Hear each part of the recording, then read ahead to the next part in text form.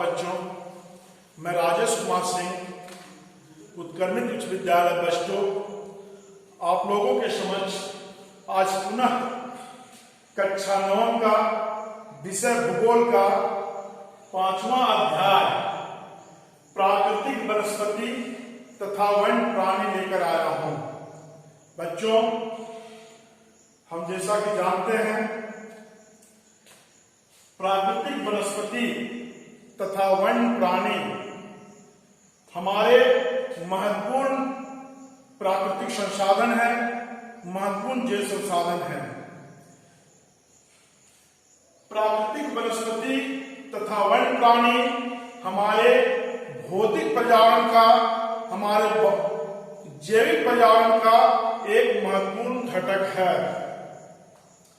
आप जानते हैं, आप जहां रहते हैं, आपके आसपास आप देखते होंगे कि बहुत प्रकार के पेड़ पौधे आपको दिखाई पड़ते होंगे। बहुत सारे जीव जंतु आप जहां रहते हैं वैसे सारे क्षेत्रों में आपको दिखाई पड़ते होंगे। आपके आसपास जो भी जीव जंतु और पेड़ पौधे वनस्पतियां हैं, वह आपने गौर किया होगा कि कुछ ऐसे हैं जो सिर्फ आप ही के क्षेत्रों में मिलते हैं। ये सारे प्राकृतिक जितने भी वनस्पति और जीव हैं एक जैविक संसाधन के अंतर्गत आते हैं।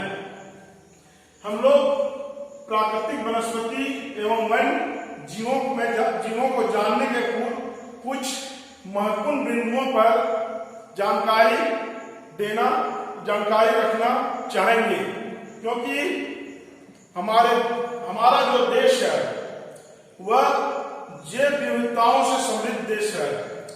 यह विश्व के प्रमुख जैव विविधताओं में से यह देश 12वां स्थान रखता है।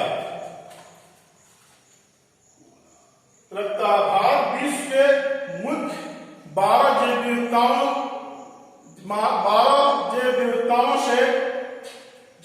जैव विविधताओं में सम्मिलित है, जो कि और साथ ही साथ यहाँ विश्व की सारी जैव विविधताओं का 8% संख्या लगभग 16 लाख यहाँ पाई जाती है। भारत में लगभग 47,000 प्रकार के वनस्पतियां पाई जाती हैं, जो कि विश्व में 10वां स्थान है और हमारे एशिया में 4था स्थान है।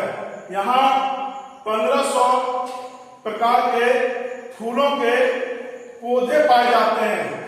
1500 विभिन्न प्रकार के विभिन्न प्रजातियों के फूल पाए जाते हैं, फूलों के पौधे पाए जाते हैं, और यह विश्व के कुल प्रतिशत का 6% है। साथ ही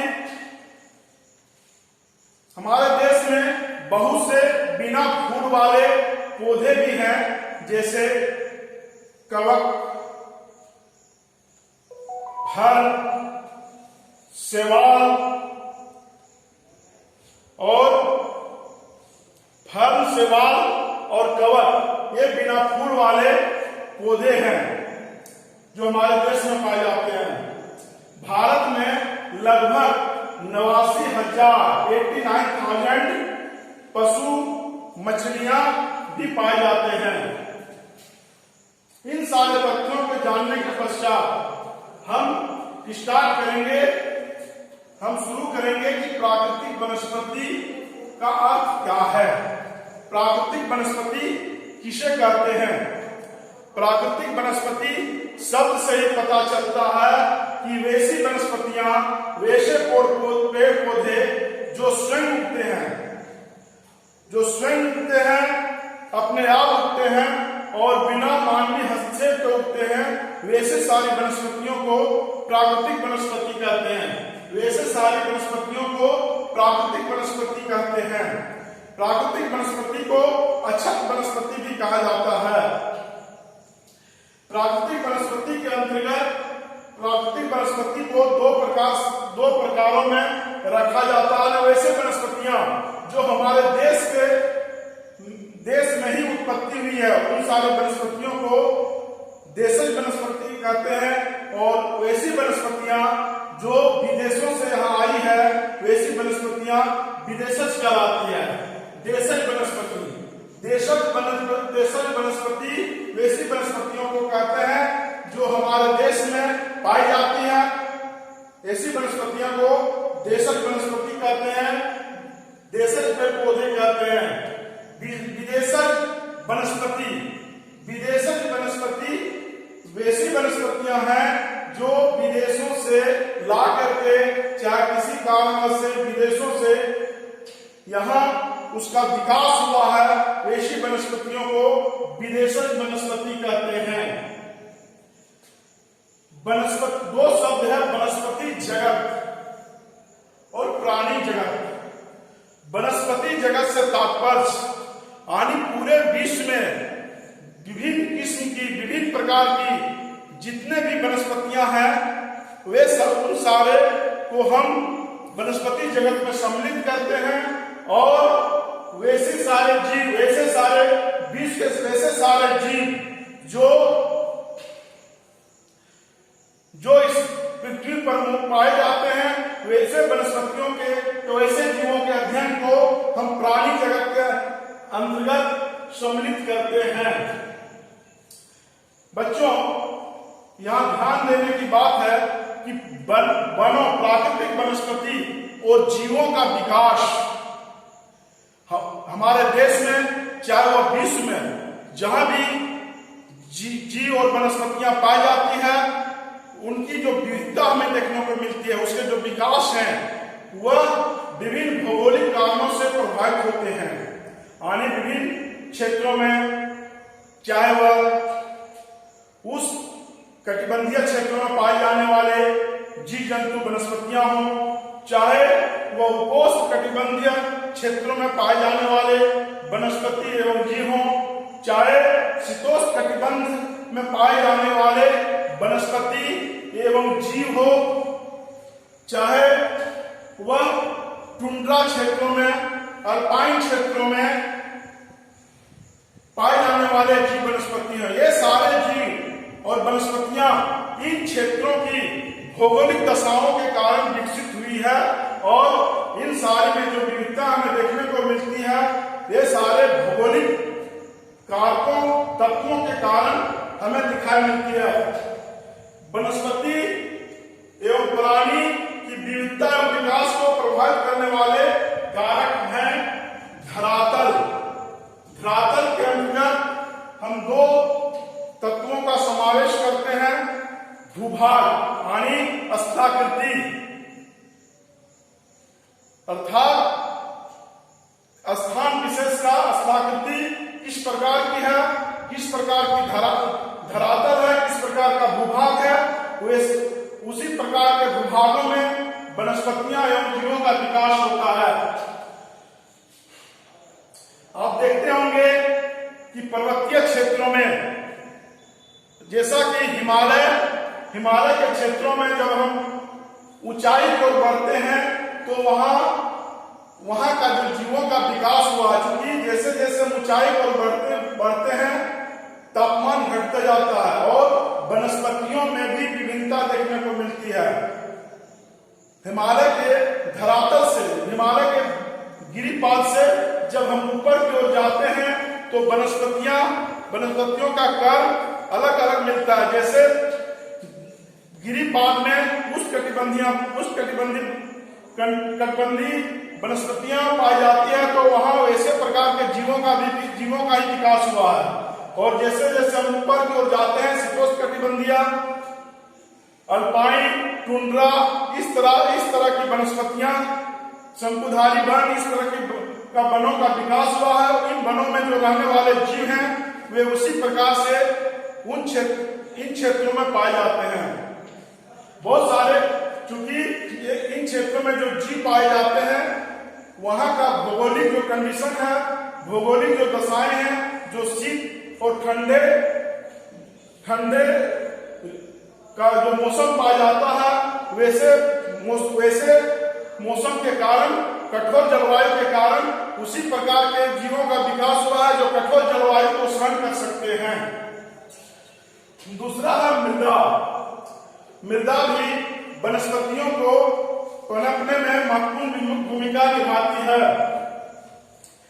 मृदा, जिस क्षेत्र में उपजाऊ मृदा पाई जाती है वहां वनस्पति का विकास बहुत अच्छी तरह से हुआ है, और जिन क्षेत्रों में मृदा अपेक्षाकृत कम विकसित है उन क्षेत्रों में वनस्पतियां कम विकसित हुई हैं। आप देखते होंगे कि जिन पर्वतों के क्षेत्र में जहां गहरी मिट्टी और उपजाऊ मिट्टी पाई जाती है वहां गहरी वनस्पति घने रूप से विकसित हुई है। मृदा आप देखते होंगे समुद्री तटीय क्षेत्रों में जो मृदाएं पाई जाती हैं वह नमकीन होती हैं, खारे होती हैं और उसमें लवण की मात्रा होती है। इन सारे क्षेत्रों में जो वनस्पति पाई जाती है इसी के अनुकूल होती है। जैसे सुंदरी वृक्ष को हम ले सकते हैं जो सुंदरवन डेल्टा में पाया जाता है। मैंग्रोव वनस्पतियों का जो विकास हुआ है, नारियल, ताड़, ये सारे जो वनस्पति क्षेत्रों में विकसित हुई है यहाँ की तटीय मिट्टी के कारण विकसित हुई है। और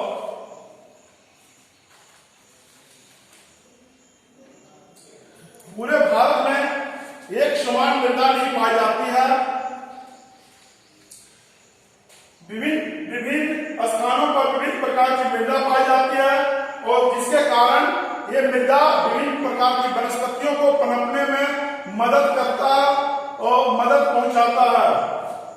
मरुस्थल की बलुई मिट्टियों में कटीली झाड़ियां, राजस्थान जैसे क्षेत्रों में, राजस्थान, गुजरात, पश्चिमी राजस्थान जैसे क्षेत्रों में वहां वनस्पतियों का विकास वहां की बलुई मिट्टी के अनुरूप हुई है, क्योंकि इन क्षेत्रों में एक तो तापमान अधिक होता है, वर्षा की न्यूनता होती है और मिट्टी बलुई जो कि अधिक उपजाऊ नहीं होती है, तो यहाँ कटीली झाड़ियों का विकास हुआ है। कटीली झाड़ी जैसे वनस्पतियों का विकास हुआ। इन वनस्पतियों की जड़ें गहरी लंबी होती है और ये छोटे छोटे झाड़ियों के रूप में विकसित होती है। इसका कारण है कि वह वाष्पीकरण, ताकि कम वाष्पीकरण हो इन वृक्षों का। तो इस प्रकार से वनस्पति का जो विकास मृदा, मिट्टी के आधार पर होता है। यानी वनस्पतियों का जो विकास है वह मृदा प्रभावित करती है और इन क्षेत्रों में जिस प्रकार की वनस्पतियां होती हैं वैसे प्रकार के जीवों का भी विकास होता है। जैसे राजस्थान के क्षेत्रों में ऊंट प्रमुख जीव है। ऊंट प्रमुख जीव है और ऐसे प्रकार के जीवों का इन क्षेत्रों में विकास हुआ है।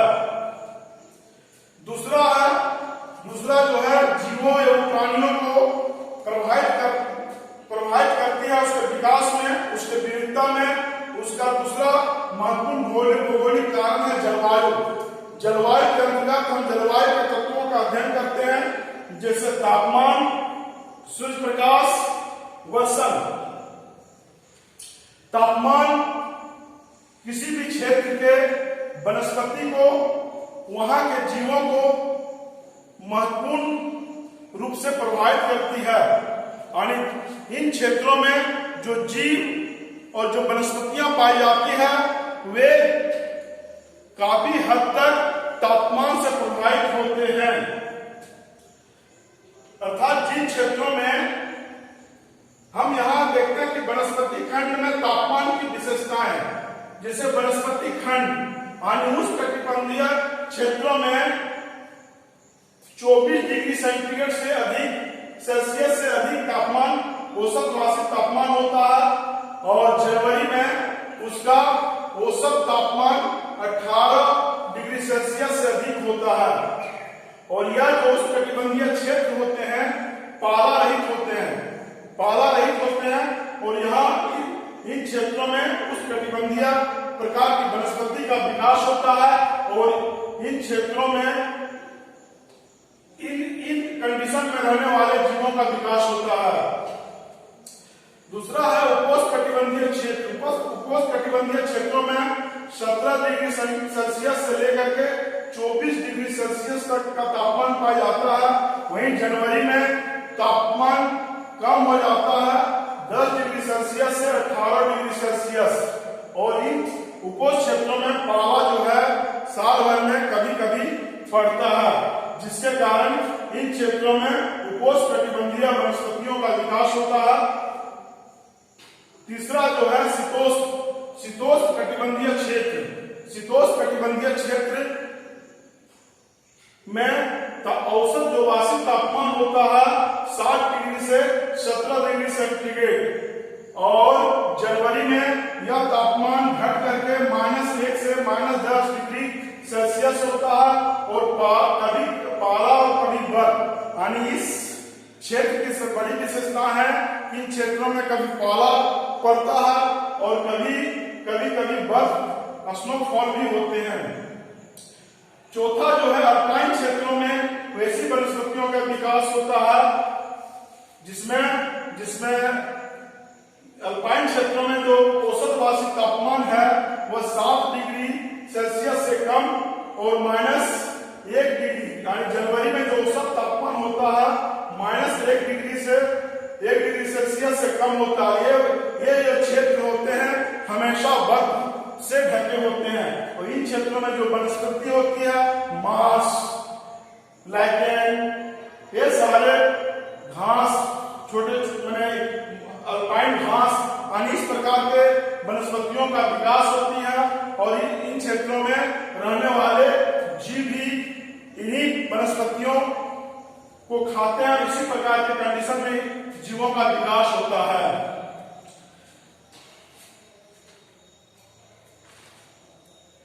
हम देखते हैं कि तापमान का प्रभाव वनस्पतियों के वृद्धि में और विकास में महत्वपूर्ण भूमिका निभाता है। हम हिमालय क्षेत्रों पर अगर ध्यान दें, हिमालय का जो दक्षिणी ढलान है उन क्षेत्रों में काफी अधिक वनस्पतियां पाई जाती है। इसका कारण क्या है? इन क्षेत्रों में तापमान अधिक पाया जाता है और साथ ही साथ इन क्षेत्रों के 915 मीटर ऊंचाई से ऊपर तापमान की जो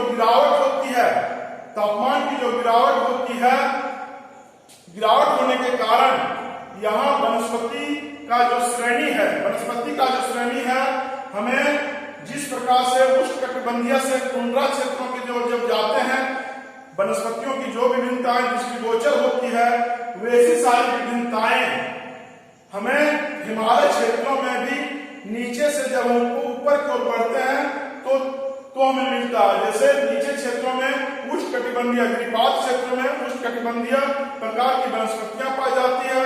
हम जैसे 1000 से 1500 मीटर 2000 मीटर की ऊंचाई पर जाते हैं तो उपोष्णकटिबंधीय उसके बाद शीतोष्णकटिबंधीय और इस प्रकार से शीतोष्णकटिबंधीय वनस्पति के साथ साथ ऊपर की ओर जाते हैं तो हमें टुंड्रा एवं अल्पाइन वनस्पति हमें मिलती है। तो एक प्रकार से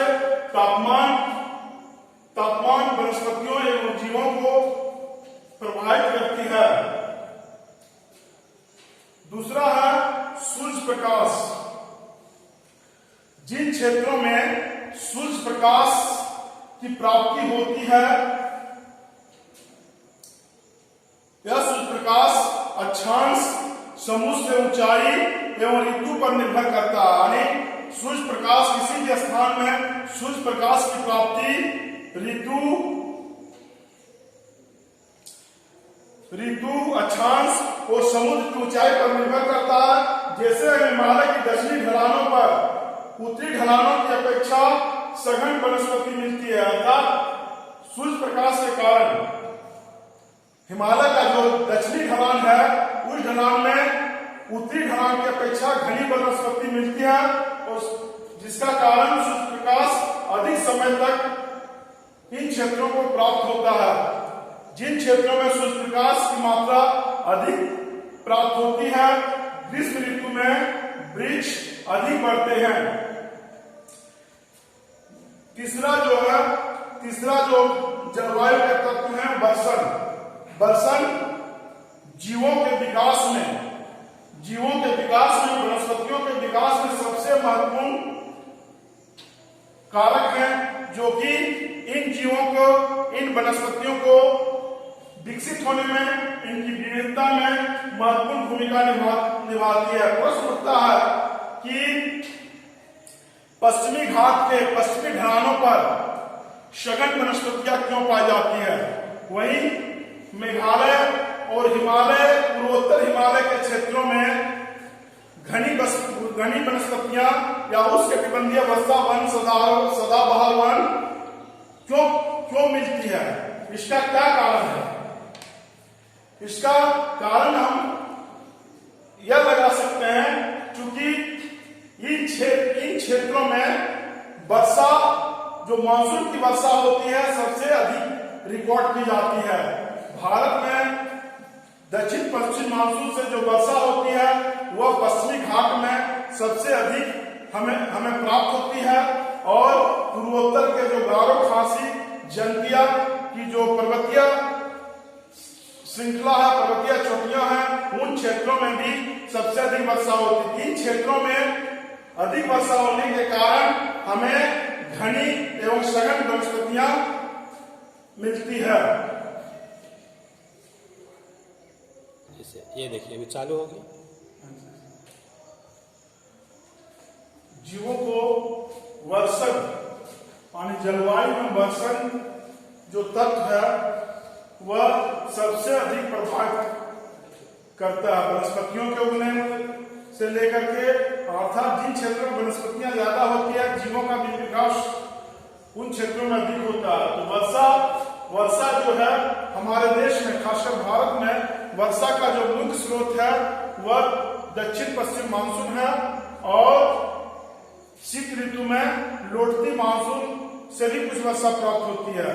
हमारे देश में सबसे अधिक वर्षा दक्षिण पश्चिम मानसून से होती है, और इस वर्षा के कारण जिन क्षेत्रों में वर्षा का वितरण अधिक होता है, उन क्षेत्रों में घने वनस्पतियों का विकास होता है। जैसे मैंने बताया कि पश्चिमी घाट का जो पश्चिमी ढलान क्षेत्र है, और असम का जो ऊपरी भाग है, मेघालय जो क्षेत्र है, मेघालय, नागालैंड, मिजोरम, ये सारे जो क्षेत्र हैं, इन क्षेत्रों में वर्षा की प्राप्ति अधिक होती है, वर्षण की प्राप्ति अधिक होती है। इसी कारण है कि इन क्षेत्रों में उष्णकटिबंधीय वर्षा वन का विकास हुआ है, और वर्षा का जिन क्षेत्रों में कम वितरण होता है, कम प्राप्ति होती है, जैसे राजस्थान है, चाहे हमारा जो गंगा गंगेटिक प्लेन है, उन क्षेत्रों में 100 से 200 सेंटीमीटर वर्षा होती है, तो 100 से 200 सेंटीमीटर के मध्य उष्णकटिबंधीय पर्णपाती वनों का विकास होता है, और इस वनों में उसी वनस्पतियों में पलने और बढ़ने वाले जीवों का विकास हुआ है। राजस्थान, पश्चिमी गुजरात, ये सारे क्षेत्रों में, पश्चिमी उत्तर प्रदेश, हरियाणा, पंजाब, इन क्षेत्रों में वर्षा कम होती है, 70 से 100 सेंटीमीटर के मध्य होती है, जिसके कारण इन क्षेत्रों में कम घने वनस्पतियों का विकास हुआ है।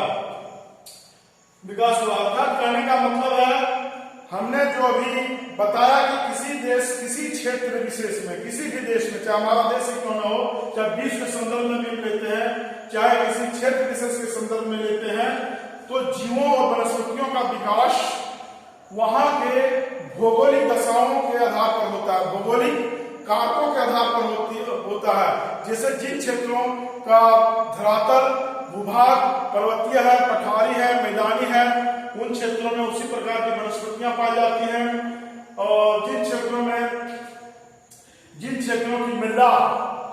की मृदा उपजाऊ होती है, उपजाऊ मृदा वाले क्षेत्रों में सघन वनस्पति का विकास होता है, और जिन क्षेत्रों की मृदा की मृदा की उत्पादकता कम होती है, वैसे क्षेत्रों में कम उगने वाले यानी कम गति से वृद्धि करने वाले पौधे का विकास होता है और उस प्रकार के वनस्पतियों में उसी प्रकार के जीवों का भी विकास होता है।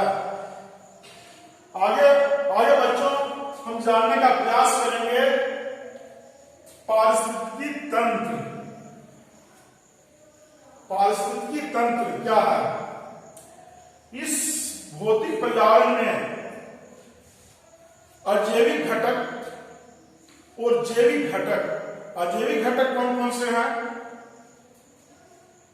पर्वत, पठार, मैदान, मिट्टी, जल, वायु, भूमि, ये सारे अजैविक घटक और जैविक घटक वनस्पतियां और वन्य प्राणी, ये दोनों इस पृथ्वी पर एक दूसरे को प्रभावित करते हैं और दोनों के मध्य अंतर क्रियाएं होती हैं, परस्पर क्रिया होती है और इन दोनों के क्रियाओं के फलस्वरूप एक तंत्र का निर्माण होता है, एक सिस्टम का निर्माण होता है। अर्थात इस तंत्र में जब किसी जीव, किसी वनस्पति, चाहे अजैविक घटक पर प्रतिकूल प्रभाव पड़ता है तो पूरा जो पारिस्थितिकी तंत्र है वो असंतुलित हो जाता है। पारिस्थितिकी तंत्र में हम किसी क्षेत्र विशेष के भौतिक वातावरण के जो तत्व होते हैं और जैविक जो तत्व होते हैं, जीव जंतु वनस्पतियां, ये परस्पर एक दूसरे के मध्य क्रिया करके उस परितंत्र में विकसित होती हैं। ऐसे क्षेत्र को पारिस्थितिकी तंत्र कहा जाता है। पारिस्थितिकी तंत्र बड़े बड़े पारिस्थितिक जैसे सवाना हो गया, अमेजन क्षेत्र, यानी बृहद रूप से टुंड्रा क्षेत्र, ये सारे बृहद पारिस्थितिकी तंत्र के उदाहरण हैं। उष्णकटिबंधीय वर्षावन ये बृहद पारिस्थितिकी तंत्र के उदाहरण हैं। पारिस्थितिकी तंत्र में सारे जीव अजैव वातावरण में, सारे जीव भौतिक पर्यावरण में रहते हैं और उस भौतिक पर्यावरण के साथ अंतर क्रिया करते हैं, एक दूसरे को प्रभावित करते हैं। इस क्रिया के द्वारा जो तंत्र का निर्माण होता है उस तंत्र को हम पारिस्थितिकी तंत्र कहते हैं।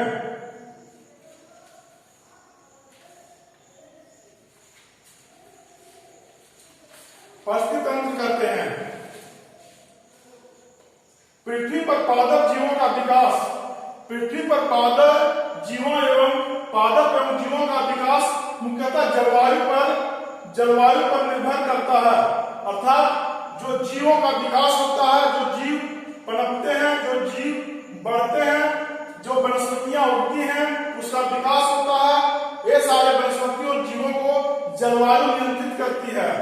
हमने पिछला इसमें आगे पीछे बता चुके हैं कि जलवायु, जिन क्षेत्रों की जलवायु जैसी होती है, जीवों का भी विकास उसी प्रकार से होता है। ठंडे अपेक्षाकृत शीत क्षेत्रों में, ठंडे क्षेत्रों में जो कि कठोर जलवायु होती है, वहां उसी प्रकार के जीव पनपते हैं, विकसित होते हैं, क्योंकि इस वातावरण में, इस प्राकृतिक वातावरण में जीवों को उस वातावरण से अनुकूल स्थापित करना पड़ता है, समन्वय स्थापित करना पड़ता है, तभी वह जीव उस वातावरण में जीवित रह सकते हैं।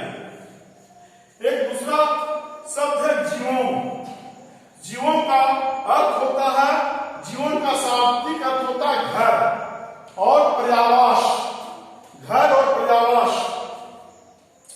धरातल पर विशिष्ट प्रकार का वनस्पति एवं प्राणी जीवन, धरातल पर विशिष्ट प्रकार का वनस्पति एवं प्राणी जीवन वाले विशाल पारिस्थितिक तंत्र को, यानी इस पृथ्वी पर मौजूद विशिष्ट प्रकार के पादप एवं वनस्पति एक पारिस्थितिकी तंत्र का निर्माण करते हैं, जिसे जीवों कहा जाता है। जीवों जलवायु के आधार पर जीवों, सवाना जीवों, वन जीवों, घास जीवों, सदाबहार वर्षावन, ये जलवायु के आधारित जीवों हैं। कुछ जीवों जैसे शीतोष्ण कटिबंधीय, शीतोष्ण क्षेत्र के जीवों टैगा जीव, ये सारे, और टुंड्रा, ये सारे जीवों के कुछ उदाहरण हैं। आगे अब हम आगे बढ़ने का प्रयास करेंगे कि भारत में वनस्पतियां जो पाई जाती है वह किस प्रकार की है, उसको हम किस प्रकार से विभाजित करते हैं। भारत में जो वनस्पतियां हैं वह मुख्यतः वनस्पतियां जो पाई जाती है मुख्यतः 5 प्रकार की वनस्पति हमारे देश में पाई जाती है। पहला जो है उष्णकटिबंधीय वर्षावन। उष्णकटिबंधीय वर्षावन उन क्षेत्रों में स्थित है जहां, अर्थात उष्णकटिबंधीय वर्षावन उन क्षेत्रों में पाए जाते हैं जहां वर्षा 200 सेंटीमीटर से अधिक होती है। हमारे देश में पश्चिमी घाट का पश्चिमी ढाल, लक्षद्वीप, अंडमान निकोबार द्वीप समूह, असम के ऊपरी भाग, तमिलनाडु, इन सारे क्षेत्रों में वर्षा अधिक होती है और इन क्षेत्रों में उष्णकटिबंधीय वर्षावन पाया जाता है। इस वन को सदाबहार, उष्णकटिबंधीय सदाबहार वन भी कहा जाता है, क्योंकि इस प्रकार के वनों में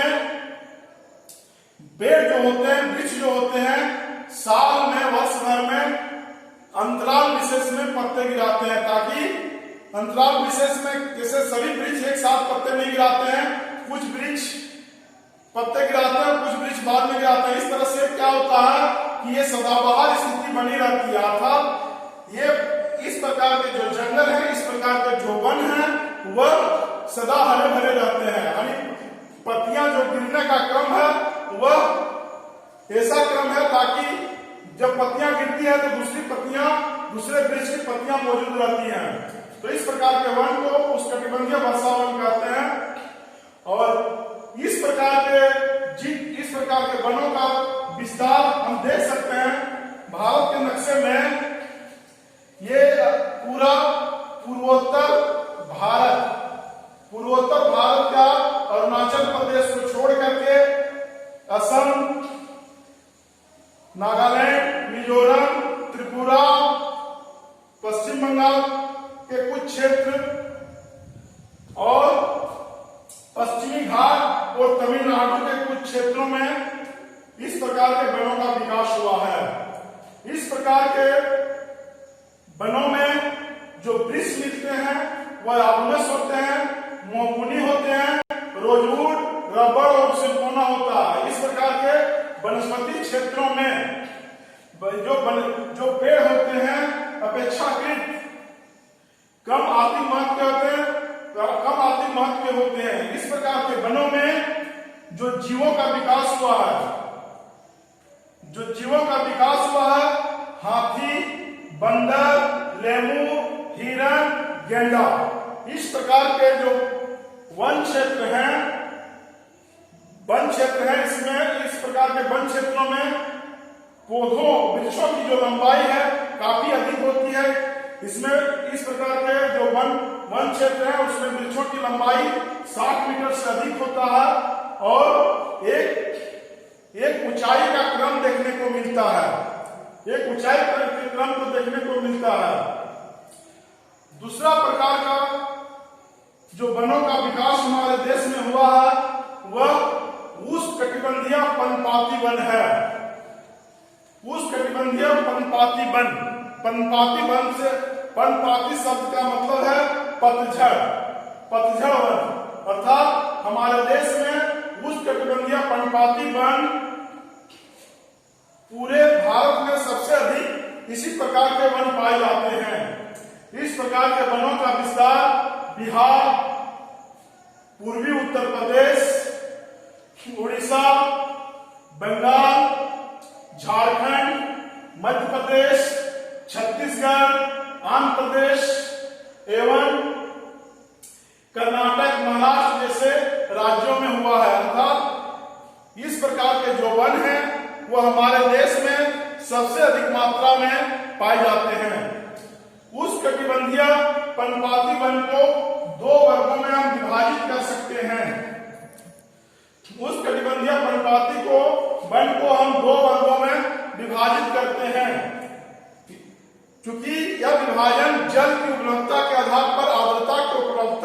उपलब्धता के आधार पर किया जाता है। आर्द्र पर्णपाती वन एवं दूसरा शुष्क पर्णपाती वन। आर्द्र पर्णपाती वन अर्थात जिन क्षेत्रों में वर्षा 70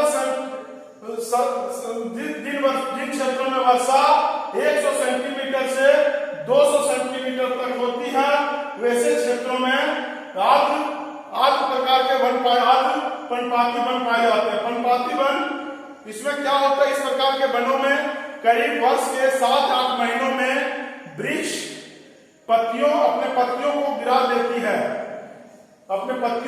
देती है, तो याद पर्णपाती वन। दूसरा शुष्क पर्णपाती वन। शुष्क पर्णपाती वन अर्थात ऐसे वनों में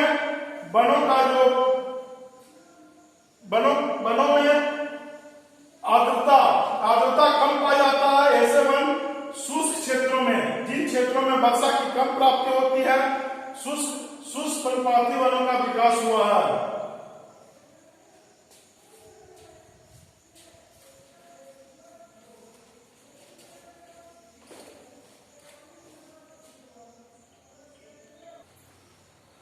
हाँ, उष्णकटिबंधीय पर्णपाती वन के बारे में पढ़ रहे थे। जैसे उष्णकटिबंधीय पर्णपाती को जैसे हमने बताया कि दो वर्गों में बांटते हैं, 2 क्षेत्र में बांटते हैं। जैसे जल की उपलब्धता के आधार पर उष्णकटिबंधीय पर्णपाती वन को 2 श्रेणी में रखते हैं। आर्द्र पर्णपाती वन ऐसे वनों का विकास उन क्षेत्रों में हुआ है, जहां 100 से 200 सेंटीमीटर की वर्षा होती है। आर्द्र पर्णपाती वन भारत के उन क्षेत्रों में हुआ है जहां वर्षा 100 से 200 सेंटीमीटर होती है। जैसे पूर्वी भारत,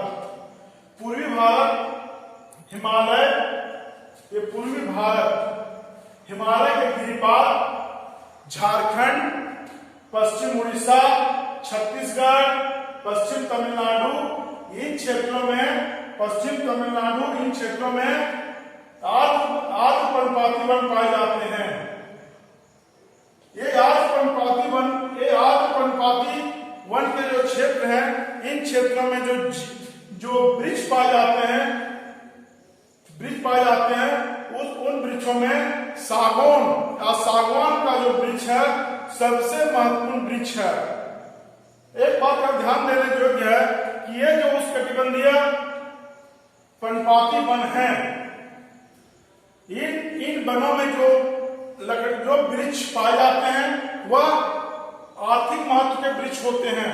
अर्थात इन वृक्षों की लकड़ियां फर्नीचर उद्योग के लिए और गृह निर्माण आदि के लिए काफी उपयोगी होती है। तो सागौन उस आर्द्र पर्णपाती जो वन है, आर्द्र पर्णपाती उष्णकटिबंधीय आर्द्र पर्णपाती वन के सबसे प्रमुख वृक्षों में से आता है सागौन। और इन वनों में अन्य जो महत्वपूर्ण वृक्ष हैं, आम है, बांस है, साल या सखुआ का वृक्ष। अमूमन हमारे झारखंड में भी इस वृक्ष की अधिकता पाई जाती है। शीशम भी काफी महत्वपूर्ण एवं कीमती वृक्ष है, जो कि घरों के निर्माण वगैरह एवं फर्नीचर आदि निर्माण में प्रयोग किया जाता है। करंज, अर्जुन, कुसुम, शहतूत, ये सारे वृक्ष आर्द्र पर्णपाती वनों के महत्वपूर्ण वृक्ष हैं। दूसरा जो है उष्णकटिबंधीय पर्णपाती वन को दूसरा जो कैटेगरी में विभाजित करते हैं वह है शुष्क पर्णपाती वन। शुष्क पर्णपाती वन अर्थात इन क्षेत्रों में जल की उपलब्धता कम होने के कारण इसे हम अर्ध शुष्क पर्णपाती वन भी कह सकते हैं, क्योंकि इन क्षेत्रों में जल की उपलब्धता कम होती है। 70 से 100 सेंटीमीटर यानी भारत के उन क्षेत्रों में उष्णकटिबंधीय शुष्क पर्णपाती वनों का विस्तार है, जहां वर्षा 70 से 100 सेंटीमीटर तक होती है। यह क्षेत्र है प्रायद्वीपीय भारत, हमारा जो प्रायद्वीपीय भारत है, पेनिसुलर इंडिया है, वह बिहार आदि क्षेत्रों में उष्णकटिबंधीय शुष्क वन पाए जाते हैं। इन वनों में भी सागवान और सागवान की लकड़ी काफी महत्वपूर्ण है। इन वनों में भी साल, पीपल, नीम, ये सारे वृक्ष, बरगद, ये सारे वृक्ष पाए जाते हैं। इन क्षेत्रों में जो उष्णकटिबंधीय पर्णपाती वन के क्षेत्रों में जो प्रमुख जीव हैं, जो जीव जंतु मिलते हैं, वे जीव हैं सिंह, हिरण, हाथी, सांप, कछुए, विभिन्न प्रकार के पक्षियां। ये सारे जीव इन पर्णपाती वन क्षेत्रों में पाए जाते हैं। उष्णकटिबंधीय पर्णपाती वन के बारे में जो हमने जाना, इसका जो महत्वपूर्ण है कि इसको हम दो श्रेणी में रखते हैं। वर्षा के आधार पर 70 सेंटीमीटर से 200 सेंटीमीटर जहां वर्षा होती है उसे उष्णकटिबंधीय पर्णपाती वन कहते हैं।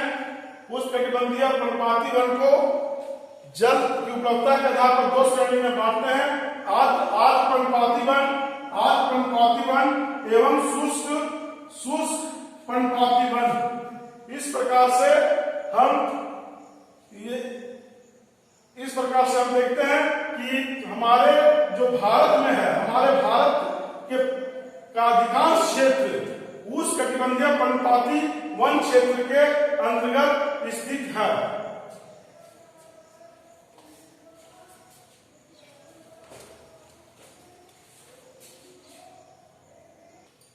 हाँ, तो बच्चों, आज हमने प्राकृतिक वनस्पति किसे कहते हैं, अछत वनस्पति किसे कहते हैं, और प्राकृतिक वनस्पति एवं जीवों को कौन कौन से भौगोलिक तत्व प्रभावित करते हैं, पालतंत्र क्या है, जीवों क्या है। उसके बाद हम भारत को कितने प्रकार के वन क्षेत्रों में बांटते हैं, जैसे उष्णकटिबंधीय वर्षा वन, उष्णकटिबंधीय पर्णपाती वन, उष्णकटिबंधीय कटीले एवं झाड़िया वन, पर्वतीय वन एवं मैंग्रोव वन। इन सारे में से आज हमने उष्णकटिबंधीय सदाबहार या वर्षा वन और उष्णकटिबंधीय पर्णपाती वन के बारे में जानकारी प्राप्त किया। आगे के अध्याय में हम यह जानने का प्रयास करेंगे कि आगे की जो कक्षा हम लेंगे उसमें जानने का प्रयास करेंगे कि भारत में जो उष्णकटिबंधीय वन, कटीले वन एवं झाड़ियां किन क्षेत्रों में मिलती है, वहां वर्षा की जो मात्रा है कितनी है, साथ ही साथ पर्वतीय क्षेत्र, हमारे देश के पर्वतीय वन जो है हमारे देश के किन किन क्षेत्रों में मिलते हैं, और पर्वतीय क्षेत्र हमारे देश में किन किन क्षेत्रों में मिलते हैं, मैंग्रोव वन क्या है, मैंग्रोव वन किन किन क्षेत्र हमारे देश के किन भागों में पाए जाते हैं। इन सारे प्रश्नों, इन सारे तथ्यों से, इन सारे महत्वपूर्ण बिंदुओं से हम आगे की कक्षा में जानकारी प्राप्त करेंगे। आज की कक्षा इतना ही। धन्यवाद।